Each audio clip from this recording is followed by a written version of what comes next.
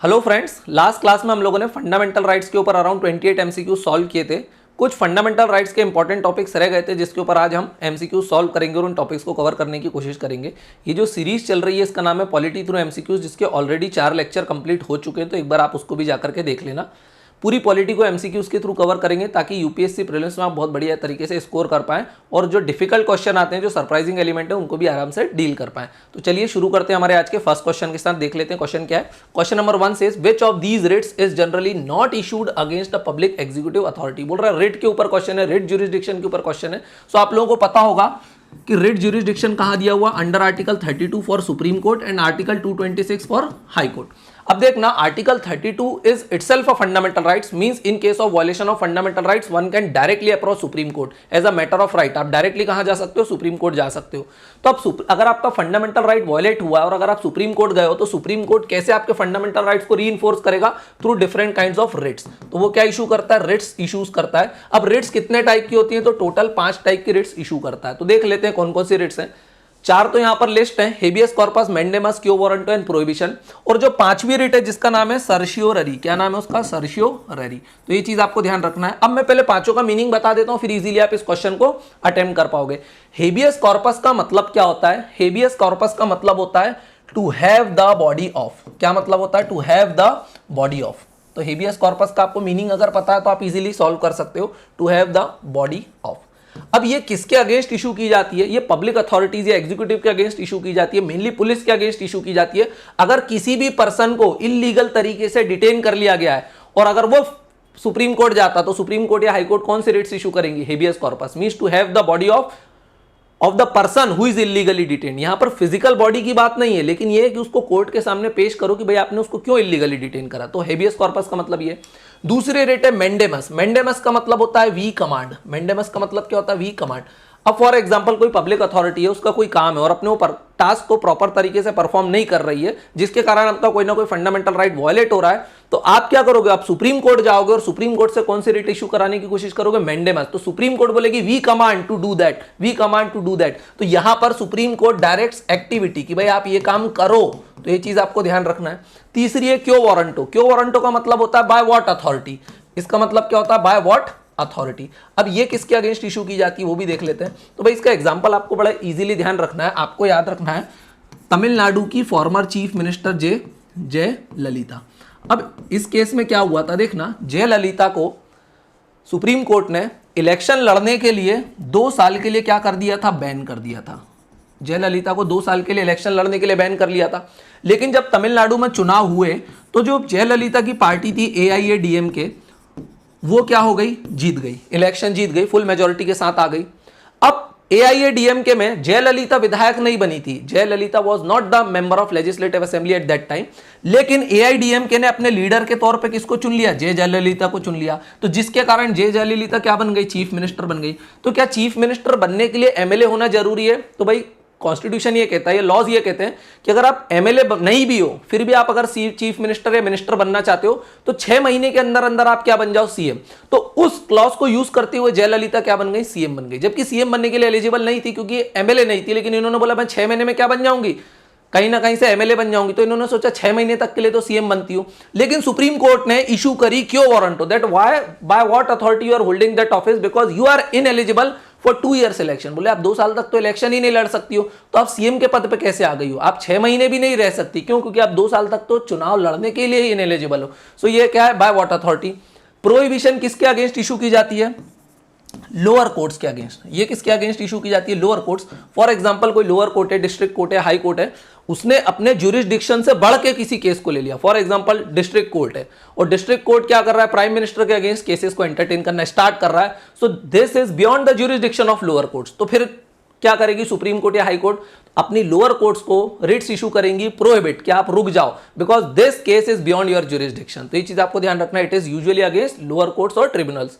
फिर एक होती है सर्शियोररी। सर्शियोररी का मतलब भी होता है रोकना, लेकिन प्रोहिबिशन और सर्शियोररी में डिफरेंस ये है कि सर्शियोररी में अगर केस पेंडिंग है या डिसीजन आ चुका है, इन दोनों केसेस में सुप्रीम कोर्ट क्या कर सकती है, लोअर कोर्ट्स को रोक सकती है। आपको ध्यान रखना। प्रोहिबिशन में बोले केस इज ऑनगोइंग, बोले रोक दिया, आप रुक जाओ।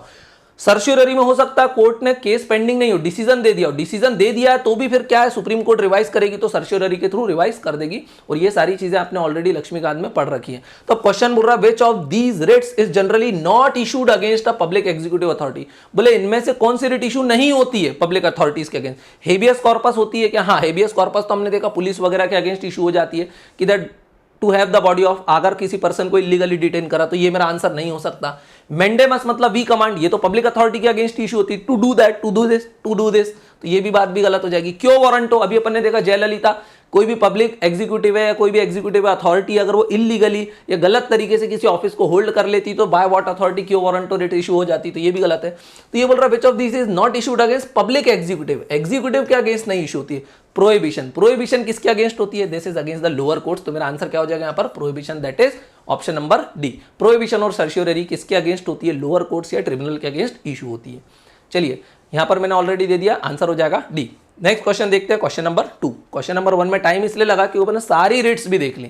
क्वेश्चन नंबर 2 देखते हैं, consider the following statement. Statement 1 क्या बोल रहा है? The writ of quo warranto is issued by court to inquire into the legality of claims of a person to public office. भाई अभी हम लोगों ने देखा जयललिता का ऑफिस पे जो क्लेम्स थे क्या वो लीगल थे या इलीगल थे, तो सुप्रीम कोर्ट ने क्या बोला? This is illegal, you can not hold that office. सो क्यो वारंटो का मतलब भी होता है bye what authority the public executive is holding that office. तो ये बात बिल्कुल सही है, यहां पर स्टेटमेंट 1 इज करेक्ट। स्टेटमेंट 2 क्या बोल रहा है? A writ of quo warranto can be sought by any interesting party and it is not necessary by an aggrieved person. ये बात भी बिल्कुल सही है। बोले अगर क्यो वारंटो इशू कराना है तो कौन सुप्रीम कोर्ट जा सकता है? क्या एग्रीव्ड पार्टी जा सकती है? कोई भी जा सकता, तो कोई भी जा सकता। भाई जयललिता खुद तो जाएंगी नहीं, उनके बिहाफ पे किसी ना किसी उनके दुश्मन ने केस करा होगा सुप्रीम कोर्ट में कि bye what authority she is holding that office. तो ये बात बिल्कुल सही है कि एग्रीव्ड पर्सन भी जा सकता है और इंटरेस्टिंग पार्टी भी जा सकती है। तो दोनों स्टेटमेंट करेक्ट है। तो मेरा आंसर क्या हो जाएगा पर C, because it is asking about which of the following is are correct. तो ये चीज आपको ध्यान रखना है। तो मैंने वेरियस टाइप ऑफ रेट्स आपको बता दी, हेबियस कॉर्पस, मेंडेमस, क्यो वारंटो, प्रोहिबिशन और certiorari. Habeas corpus means to have the body of, mandamus means we command, quo warranto means by what authority, prohibition means to prohibit lower courts and tribunals, certiorari means अगर case pending है, decision आ चुका, उस case में prohibit कर सकते हैं। तो ये चीज आपको ध्यान रखना है। और ये सारे के सारे that is right to constitutional remedies कहां दिया हुआ? आर्टिकल 32 में दिया हुआ है। अब एक चीज आपको यहां पर ध्यान रखना है, you can approach Supreme court under article 32 in case of violation of fundamental rights. You can approach high court under article 226 in case of violation of fundamental rights to high courts. अब देखना, article 32 is itself a fundamental rights, मतलब अगर आपके fundamental rights wallet होते हो और आप supreme court जाते हो तो सुप्रीम कोर्ट उस केस को एंटरटेन करने से मना नहीं कर सकती। लेकिन article 226 is not a fundamental right, और अगर आपका फंडामेंटल राइट वॉलेट होता है और आपके ऊपर है, आप सुप्रीम कोर्ट जाओ या हाई कोर्ट जाओ, लेकिन अगर आप हाई कोर्ट गए तो हाई कोर्ट मना भी कर सकती कि जाओ हम इस केस को नहीं सुन रहे, आप तो सुप्रीम कोर्ट जाओ as a matter of right. तो ये चीज आपको ध्यान रखना है। Courts can issue various kind of writ protecting the rights of citizens.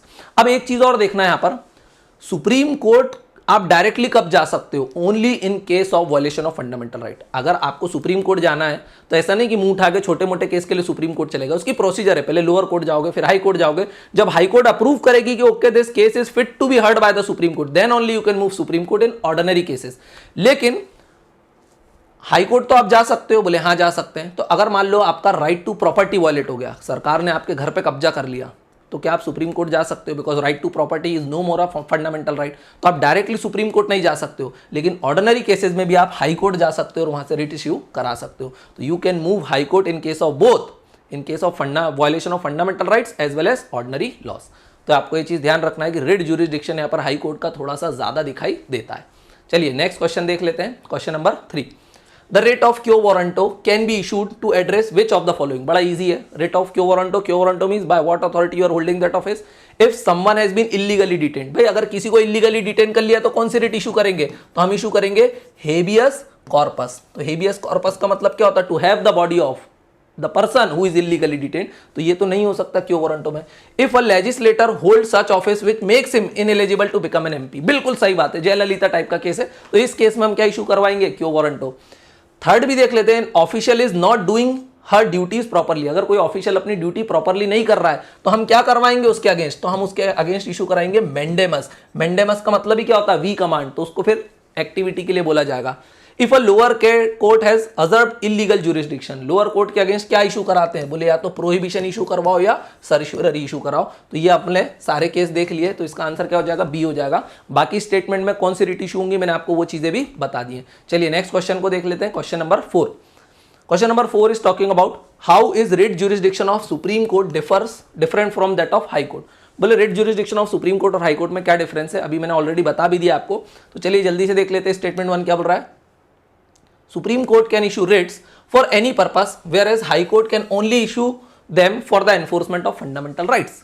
भाई फर्स्ट स्टेटमेंट सही है गलत है, तो फर्स्ट स्टेटमेंट तो गलत है, क्योंकि यहां पर क्या बोल रहा है, supreme court can issue writs for any purpose, any purpose ना नहीं, supreme court can issue Ritz only for the enforcement of fundamental rights. Supreme court सिर्फ किसके लिए रिट्स इशू कर सकता, फंडामेंटल राइट्स के लिए, whereas high court can issue writs for any purpose. तो यहां पर उल्टा दे दिया, अगर यहां पर मैं लिख देता, देखना ऐसे लिखता, अगर high court can issue writs for any purpose whereas Supreme court can issue writ only for the enforcement of fundamental right, तब ये स्टेटमेंट सही होता। तो उन्होंने हाई कोर्ट और सुप्रीम कोर्ट को क्या कर दिया, इंटरचेंज कर दिया, और स्टेटमेंट 1 क्या हो जाता है, गलत हो जाता है। स्टेटमेंट 2 देख लेते हैं, supreme court can issue writ against the government whereas high court can not, ये गलत है।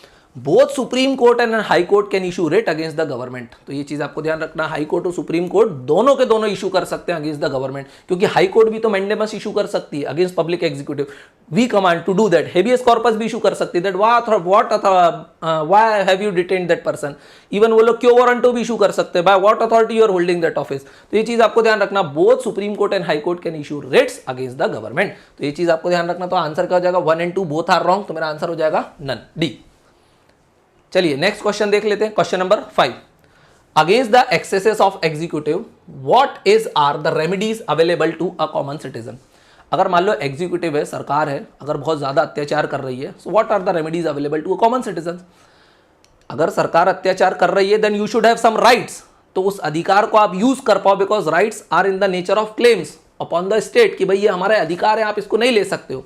तो देख लेते हैं, अगर आपके अधिकारों को भी छीनने की कोशिश करते हैं executive, then what you can do.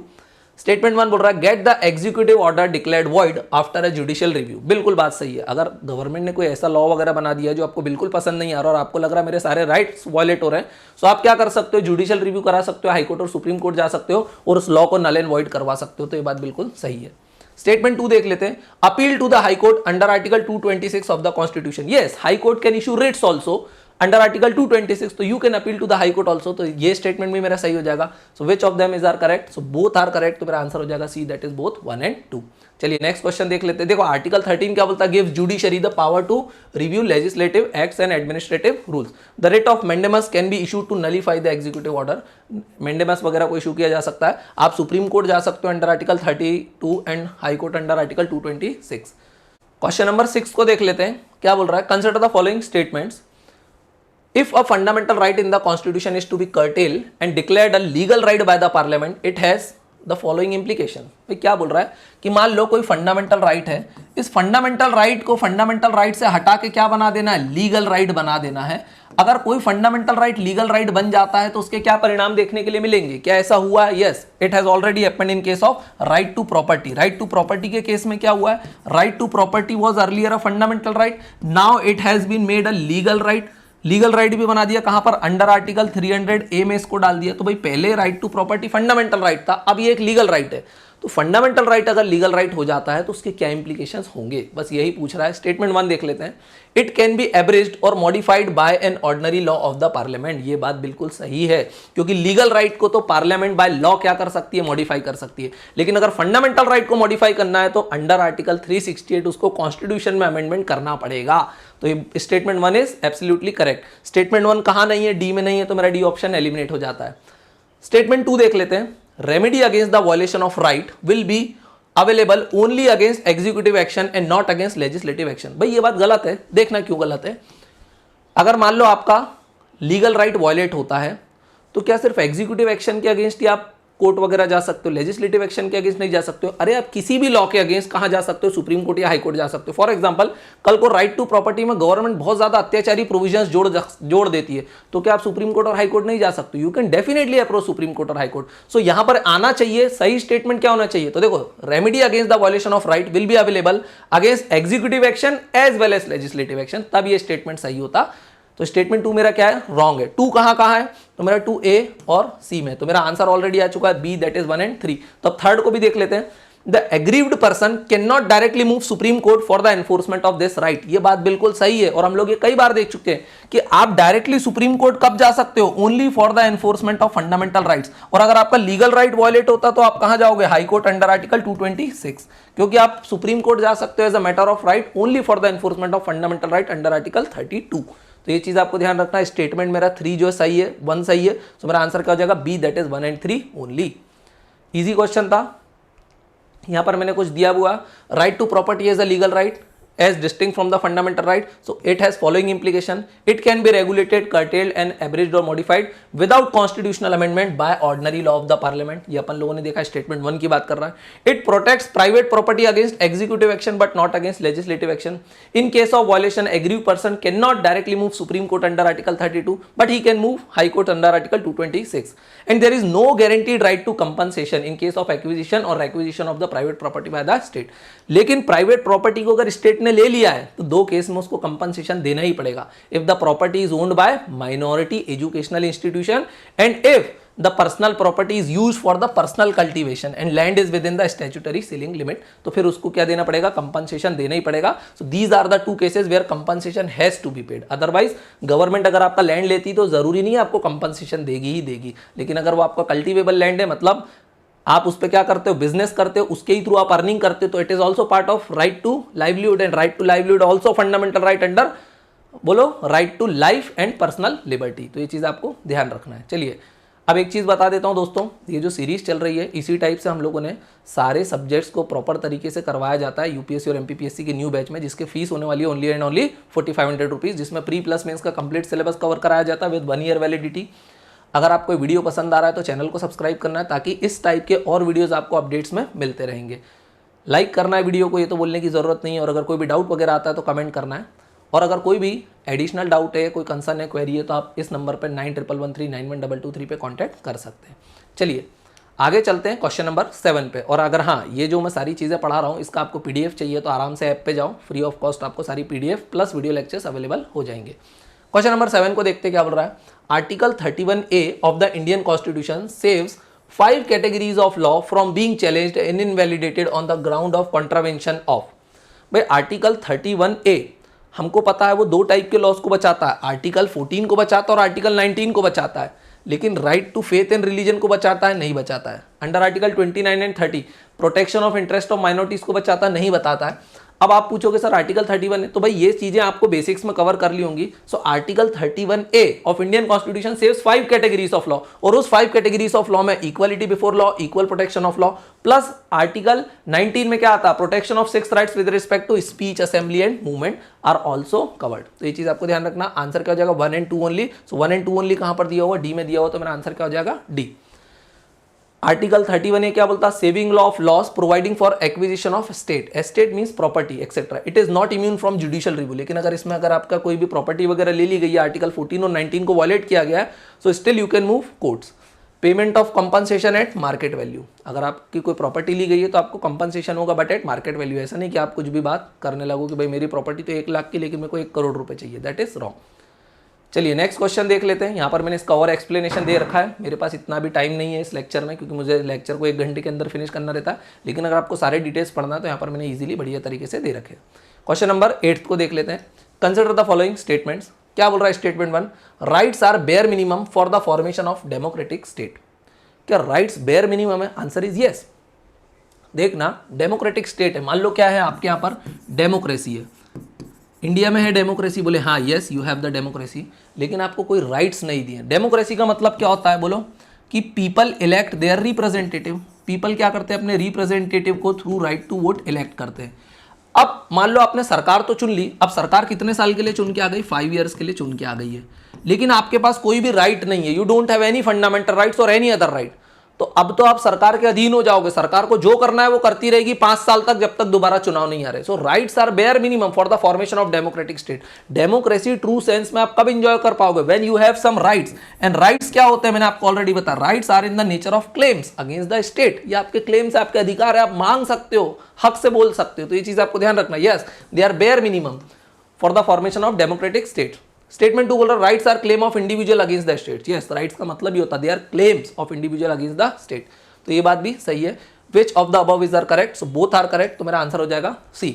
अच्छा एक बात बताना, constitution of India provides for rights, बोल सकते हैं हम कॉन्स्टिट्यूशन डिफरेंट राइट्स की बात करता है, उसमें एक राइट्स है फंडामेंटल राइट्स अंडर पार्ट 3।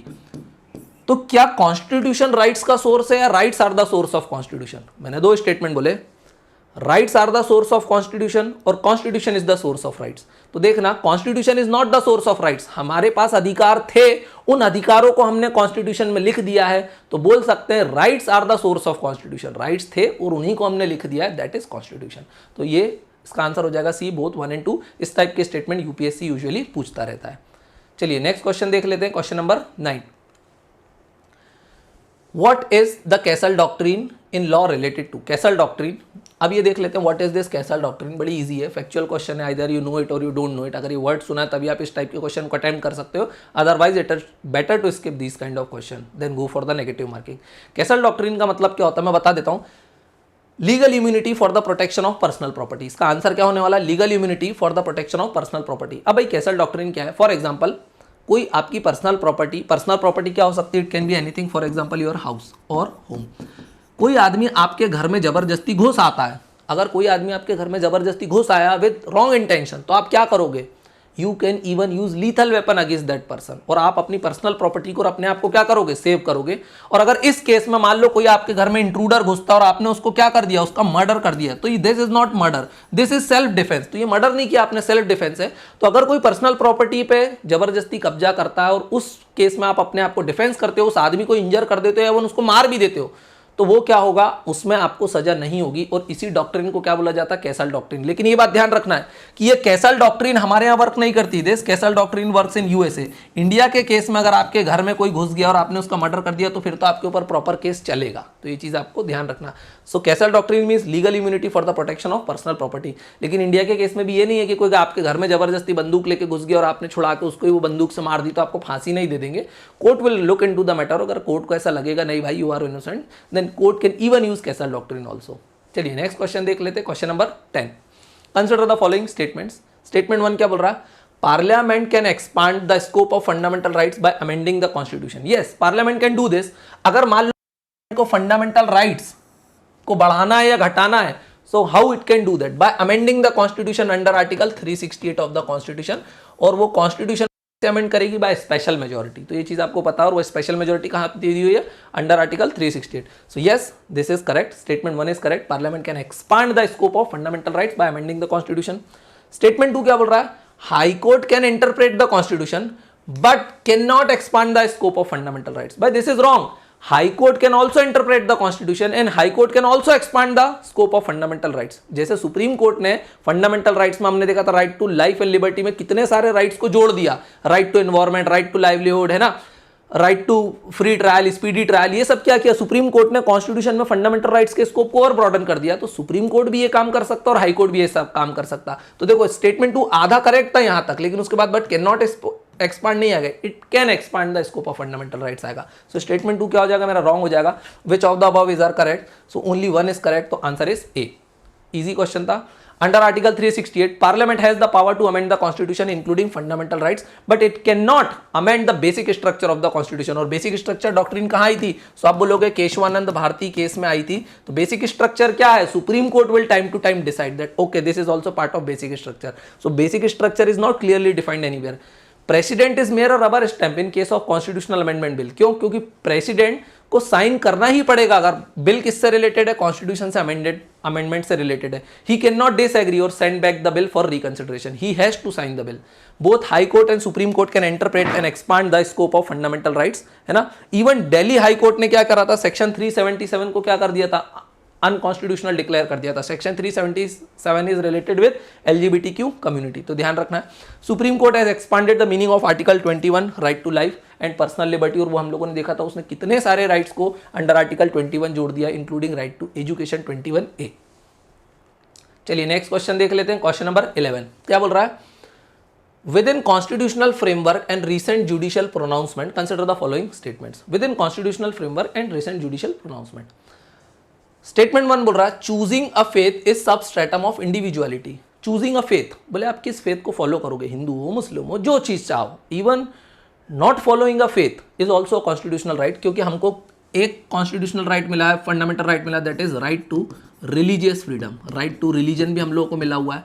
और राइट टू रिलीजन कहाँ दिया हुआ है, तो आप बोलोगे आर्टिकल 25 to 28 में दिया हुआ है। तो yes, right to choose a faith is substratum of individuality. Yes, आपके ऊपर डिपेंड करता है आप किस फेथ को फॉलो करोगे। स्टेटमेंट 2 देखते हैं, agnostic can not in principle enjoy religious freedom accorded bye the constitution. Agnostic means those who don't believe in the authority of God. तो क्या उनको रिलीजियस फ्रीडम नहीं है, क्या उनको भी फ्रीडम है?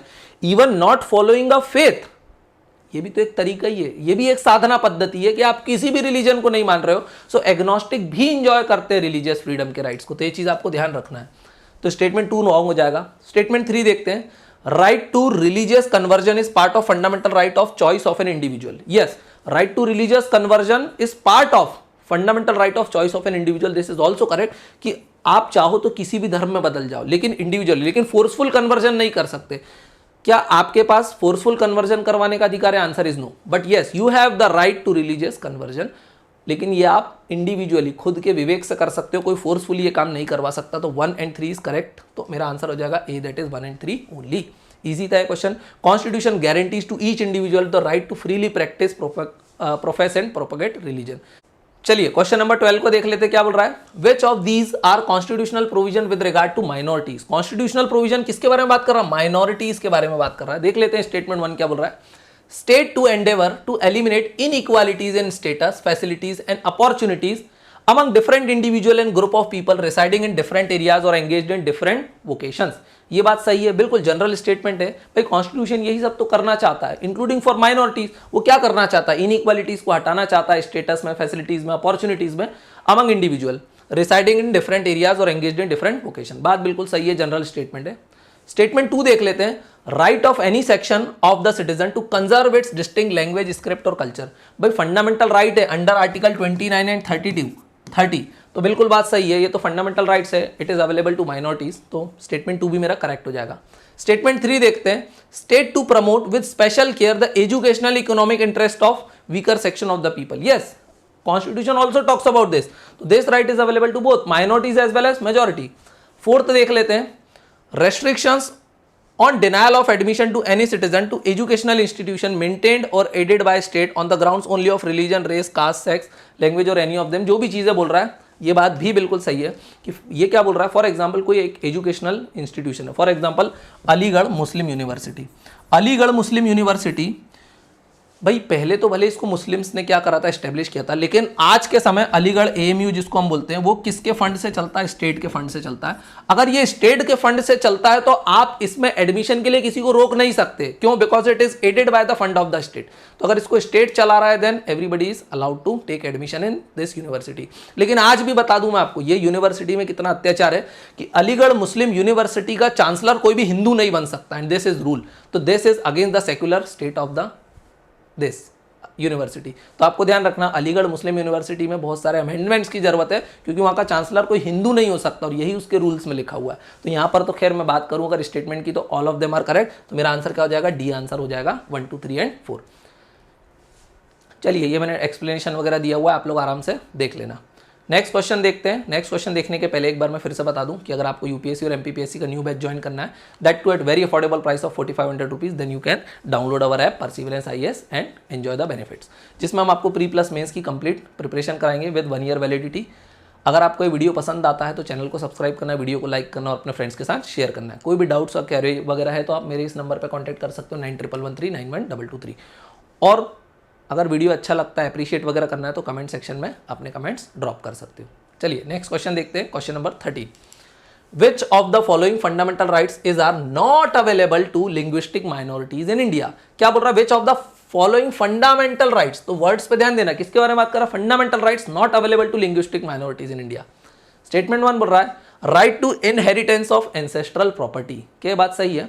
देखना, right to inheritance of ancestral property, ये तो हिंदू सक्सेशन एक्ट इससे डील करता है, ये अवेलेबल है minorities as well as majority. लेकिन क्या ये फंडामेंटल राइट है? Which of the fundamental right is are not available to linguistic minority. भाई ये right to inheritance of ancestral property is not a fundamental right, तो ये तो हो ही नहीं सकता है। Right to adopt practice and propagate a religious belief, तो क्या अवेलेबल नहीं है लिंग्विस्टिक माइनॉरिटी को? No, this right is available to the linguistic minority. So ये तो क्या पूछ रहा है, which of the following fundamental right is not available to linguistic minority? तो यस, ये फंडामेंटल राइट अवेलेबल नहीं है क्योंकि फंडामेंटल राइट है ही नहीं। ये तो है, तो ये आंसर नहीं हो सकता क्योंकि question is asking about not. Statement 3 देख लेते, right to preserve, right to preservation of cultural heritage. Yes, article 29 और 30 में तो बात करता है ये बात, तो ये भी मेरा नहीं हो सकता because this right is also available to linguistic minorities. Right to freedom of association under article 19, क्या ये अवेलेबल है? ये भी अवेलेबल है माइनॉरिटीज को, लिंग्विस्टिक माइनॉरिटीज को, तो ये भी स्टेटमेंट मेरा आंसर में नहीं हो सकता। तो मेरा आंसर क्या होगा? 1 ओनली, क्योंकि स्टेटमेंट क्या पूछ रहा है? Not available to linguistic minority, तो ये फंडामेंटल राइट ही नहीं है तो उनको अवेलेबल कैसे होगा? तो बिल्कुल बात सही है, statement A is the correct answer. तो आंसर हो जाएगा A 1 only. There is no fundamental right to inheritance but laws like Hindu succession act regulates inheritance rights. चलिए नेक्स्ट क्वेश्चन देख लेते हैं, क्वेश्चन नंबर 14 क्या बोल रहा है? Right to property is a, मैंने ऑलरेडी बता दिया, right to property was earlier a fundamental right, now it is a legal right under article 300A। तो कितना इजी क्वेश्चन था, देख लो। Legal right, fundamental right, right conferred by executive fiat, conventional right, so it is a legal right under article 300A। बड़ा आसान question था। अगर कोई भी फंडामेंटल राइट लीगल राइट है या कोई भी राइट लीगल राइट है तो उसका मतलब क्या? There is no guaranteed right to compensation. You can not directly move supreme court but yes you can move high court. It can be regulated without constitutional amendment by ordinary law of the parliament, है ना? तो ये चीज़ आपको ध्यान रखना है। लेकिन मैंने आप लोगों को ऑलरेडी बताया कि अगर किसी की पर्सनल प्रॉपर्टी ली जाती है तो 2 केस में उनको गारंटीड कंपनसेशन देना पड़ेगा, अगर वो ज़मीन कल्टीवेशन के लिए यूज़ होती है या वो ज़मीन किसी माइनॉरिटी इंस्टीट्यूशन को बिलोंग करती है। चलिए नेक्स्ट क्वेश्चन देख लेते हैं, क्वेश्चन नंबर 15 क्या बोल रहा है? Consider the following statements. अजर्शन reasoning वाला इस टाइप के क्वेश्चंस आजकल बहुत ट्रेंड में आ गए हैं। अजर्शन बोल रहा है, if a person's right to vote is infringed she can move the election commission of India for the enforcement of this right. अगर किसी का राइट टू वोट ले लिया जाता है, उसमें छेड़खानी की जाती है, तो क्या वो इलेक्शन कमीशन ऑफ इंडिया जाएगी? अरे भाई, अगर किसी का कोई भी राइट वायलेट होता तो he can move supreme court और high court, not to election commission. Election commission क्या करेगा उसमें? तो ये तो क्या हो जाएगा? गलत हो जाएगा। तो अजर्शन इज रॉन्ग। तो यहां बोल रहा है ए इज करेक्ट, तो ए तो रॉन्ग हो गया, ए इज करेक्ट, ए तो रॉन्ग है, ए इज करेक्ट, ए तो रॉन्ग है। मेरा आंसर ये आ गया एक में, रीजन पढ़ना ही नहीं पड़ा, both A and are incorrect. तो अब देख लेते हैं, आर को भी इनकरेक्ट करना ही पड़ेगा। Right to vote is a constitutional right guaranteed by election commission of India. Right to vote is a constitutional right, yes, ये तो यूपीएससी ने क्वेश्चन पूछा था, right to vote is a which kind of right? So it is a constitutional right but it is not guaranteed by election commission of India, it is guaranteed by the constitution of India. तो यहाँ पर election commission of India नहीं आएगा, यहाँ पर constitution of India आएगा। तो ये चीज आपको ध्यान रखना है। सो रीजन भी मेरा रॉन्ग हो जाएगा। So both A and are incorrect. चलिए नेक्स्ट क्वेश्चन देख लेते हैं। अ कॉन्स्टिट्यूशनल राइट इज, 16 क्या बोल रहा? A constitutional right is equivalent to fundamental right. भाई कॉन्स्टिट्यूशनल राइट मतलब for example right to vote, right to vote is a constitutional right, है ना? Under article 326, under article 326 is a constitutional right, that is right to vote. पर क्या वो fundamental rights है? तो देखना, कॉन्स्टिट्यूशनल राइट्स में भी जो बड़े इंपॉर्टेंट राइट्स है उनको हमने एक अलग से चैप्टर डाला है, पार्ट 3, और उस पार्ट 3 में उनको दिया फंडामेंटल राइट्स। और fundamental rights are provided with the transcendental position, they are over and above the other rights. क्यों? क्योंकि अगर फंडामेंटल राइट्स वायलेट होते हैं, you can directly move supreme court. तो ये चीज आपको ध्यान रखना है। So they are not equivalent to fundamental rights, they are below fundamental right, because fundamental rights are over and above the other rights. क्यों? क्योंकि फंडामेंटल राइट्स को ट्रांसेंडेंटल पोजीशन प्रोवाइड करता है आर्टिकल 13। तो ये आपको ध्यान रखना। तो दिस इज रॉन्ग। स्टेटमेंट 2 देख लेते हैं। Need to be enforce by statute made by the parliament. By legal constitutional right are already enforce, they need not to be enforce by the law made by the parliament. Statute मतलब law made by the parliament, legal rights को enforce करना पड़ता है, not constitutional rights को। तो this is also wrong. तो मेरा हो जाएगा which of the following is are correct? None of the above is correct. तो answer is D. Thank you for watching this video. अगर ये वीडियो पसंद आया है तो क्या करना है? जल्दी से चैनल को सब्सक्राइब करना है, वीडियो को लाइक करना है, अपने फ्रेंड्स के साथ शेयर करना है।